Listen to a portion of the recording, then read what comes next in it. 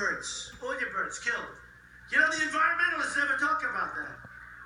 And I wouldn't exactly say it makes your farmlands look beautiful. You got all these windmills all over the place driving you loco when you look at them, right? Who cares what they I actually look at windmills and I think, wow, free energy. That's beautiful. Welcome back to Belshi and Rule. Maybe he's talking about an old man who was shouting at them, going loco. That was then candidate Donald Trump, by the way, ripping on renewable energy sources like wind. As president, he continues to champion coal to the exclusion of renewables. It's stunning. That is not sitting well with many in the great state of Texas, a solidly red state more famous for its oil and gas, like things like solar and wind. But Texans, they excel at producing energy from all of the above, and they're pioneers when it comes to producing wind power here in the United States. MSNBC's David Gura reports. Deep in the heart of Texas and Trump country, the German energy company E.ON operates more than 500 wind turbines on a patchwork quilt of leased land. And while yes, it's windy, there's another reason this has become one of the largest wind farms in the world. Texas has actually made wind energy a priority. When it comes to renewables, E.ON executive Mark Frigo says this red state has been downright progressive. There are incentives and new transmission lines, and the costs have come down. I wonder how you react to the national conversation about renewable energy. When you hear President Trump hold up clean, beautiful coal, for instance, while you're here working on renewable energy, how do you react to what he has to say? Actually, it's quite small-minded, if you ask me personally. You just look around, you look at all the landowners. This is small-town America that gets a real benefit. Donald Trump won Texas in 2016, and it's gone Republican since 1980. The state's former governor, Rick Perry, is now President Trump's energy secretary. But when it comes to energy policy, this administration and Texas are not on the same page. I don't want to just hope the wind blows to light up your homes and your factory as the birds fall to the ground. In fact, renewables, including wind, are the fastest growing sector of the energy industry.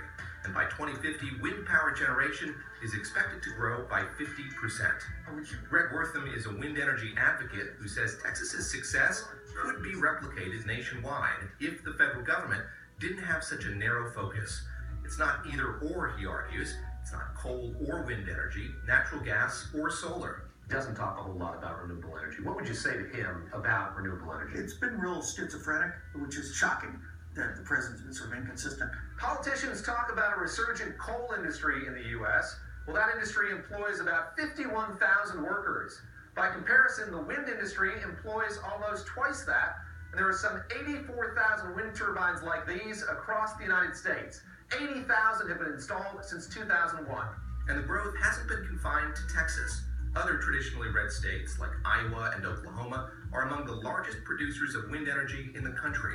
And there's Rhode Island, home to an offshore wind farm that powers 17,000 homes, and New York plans to harness its own offshore wind energy to power 1.2 million homes by 2030. It's not a political issue, it's a jobs issue. This is about creating new industries and safeguarding the environment for future generations. Back in Roscoe, Texas, cotton is still king, but its reign is being challenged. Your family was in the cotton business. Carl Childers' land is part cotton farm, part wind farm. And he says that kind of diversification has made a difference to this small town. To have the largest wind farm at the time anywhere in the world stationed right here in Roscoe, Texas in Nolan County was a huge deal for this town. They've contributed to the school, they've contributed to the community, the tax base. It's been a big, big help. And proponents of renewable energy here in Roscoe say that's the case the president needs to make. David Gura, MSNBC, Roscoe, Texas. So the fascinating part is that's Texas. These are people who you think of as oil and gas, but they are diversifying. As you said, they're good at energy on all fronts. But New York and California, two of the other big energy consumers in this country, because they're such populous states, they've got plans to generate 50% of electricity from renewables by 2030. So, the number of people employed in wind is far bigger than the number of people employed in coal. It's just strange that the president strikes his one note on this all the time. Wind is our future. Yeah. And coming up, here's a nice piece of trivia. What company has received more federal dollars than any other corporation? A hint, the president is proposing even more. And by now, you know I'm not the biggest fan of Bitcoin. So if the dictator of a failing state in South America created his own digital currency, you can probably guess what I think about that. Yeah.